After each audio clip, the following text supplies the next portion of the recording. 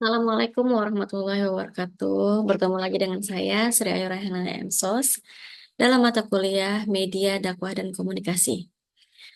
Pada pertemuan pertama ini, kita akan membahas tentang pendahuluan media dakwah dan komunikasi. Dalam bab ini, kita akan membahas definisi dan konsep media dakwah, menelusuri sejarah perkembangan, mengeksplorasi peran media dalam penyebaran Islam, serta memahami hubungan antara komunikasi dan dakwah dalam Islam. Selanjutnya, pada slide kedua ini kita akan membahas tentang definisi dan konsep media dakwah. Media dakwah adalah alat atau sarana yang digunakan untuk menyampaikan pesan Islam kepada umat manusia. Media dakwah harus mampu menyampaikan pesan dengan efektif, sesuai dengan kebutuhan dan pemahaman audiens. Karakteristik media dakwah harus bersifat informatif, edukatif, dan juga inspiratif dalam menyampaikan ajaran Islam. Sedangkan fungsi media dakwah adalah untuk mempermudah penyebaran Islam, meningkatkan pemahaman, dan memotivasi umat dalam mengamalkan ajaran agama.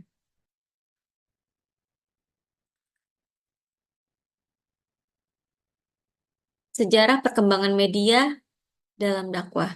Pertama ada pada masa awal Islam. Penyebaran Islam awalnya dilakukan melalui lisan dan juga pidato ataupun ceramah melalui pengajian-pengajian. Selanjutnya pada abad pertengahan berkembang media tulis maka ajaran Islam diajarkan melalui kitab-kitab, manuskrip, surat menyurat. Selanjutnya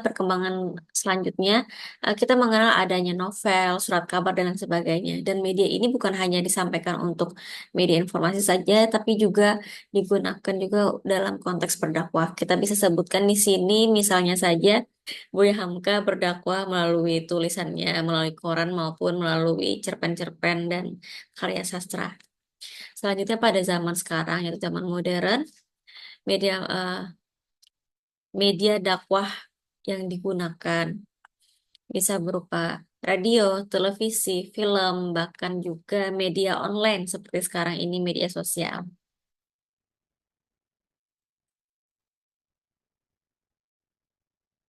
Nah, peran media dalam penyebaran Islam itu diantaranya pertama menyampaikan pesan. Media menjadi sarana efektif untuk menyampaikan pesan Islam kepada khalayak luas.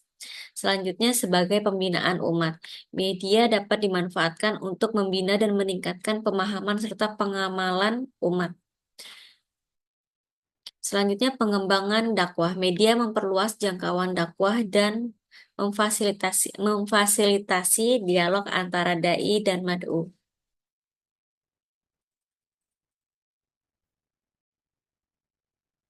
Hubungan komunikasi dan dakwah dalam Islam. Tentunya untuk menyampaikan nilai-nilai Islam itu diperlukan komunikasi.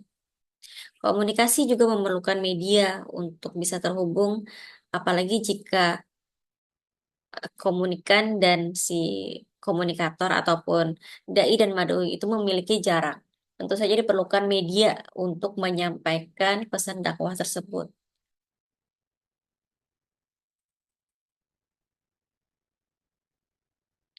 Tujuan penggunaan media dalam dakwah pertama ada memperluas jangkauan. Media mampu menjangkau audiens yang luas, bahkan di seluruh dunia.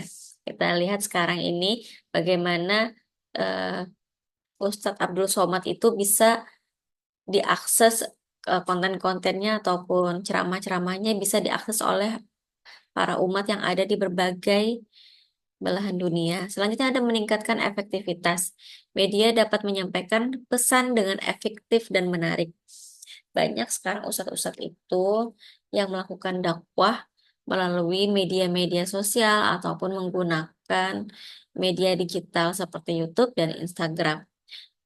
Dan konten tersebut pun dikemas secara menarik agar para mad'u ataupun komunikan yang menjadi sasarannya tertarik untuk mengakses konten tersebut. Jadi bukan cuma marketing saja. Jadi seorang dai itu harus mampu mengemas konten-konten itu secara lebih menarik.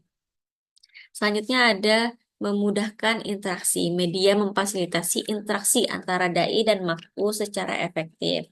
Contohnya saja melalui media sosial kita bisa bertanya ataupun berinteraksi langsung dengan dai di seluruh dunia. Selain itu juga melalui Instagram misalnya kita bisa bertanya jawab. Melalui YouTube kita bisa akun streaming, tanya jawab ataupun live streaming itu bisa langsung dijawab dan direspon oleh para dai. Yang keempat ada memperkaya konten. Media memungkinkan pengguna berbagai jenis konten seperti teks, audio, dan juga visual.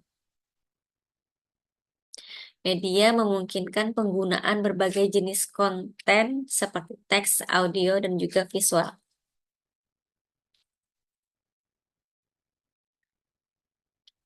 Tantangan dan peluang media dakwah. Tentunya kemajuan teknologi ini memberikan tantangan dan juga peluang dalam dunia dakwah.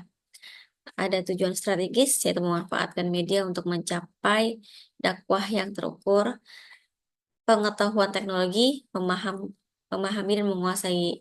Tentu saja kita harus menguasai pengetahuan dan juga teknologi untuk menyampaikan pesan di media digital.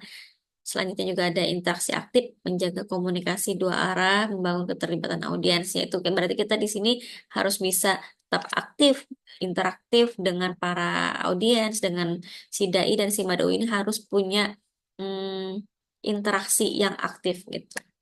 Selanjutnya ada keseimbangan, yaitu bagaimana menyeimbangkan antara pemanfaatan media dengan tetap menjaga nilai-nilai Islami. Jadi si dai ataupun pendakwah itu harus bisa tetap menjaga nilai-nilai keislamannya di tengah hiruk-pikuknya media sosial yang banyak sekali konten-konten berseliweran bermacam-macam jenis. Selanjutnya kesimpulan dan rekomendasi. Kesimpulannya, media dakwah memainkan peran penting dalam penyebaran dan pembinaan Islam, namun perlu dikelola dengan baik. Rekomendasinya, penggunaan media dakwah harus selaras dengan tujuan Islam, didukung oleh pengetahuan dan juga komitmen yang kuat. Demikian perkuliahan hari ini. Selanjutnya kita akan kuis. Untuk mengisi kuis dapat diakses pada laman berikutnya di halaman di bawah. Silahkan diakses. Waktu mengerjakan 20 menit. Silahkan.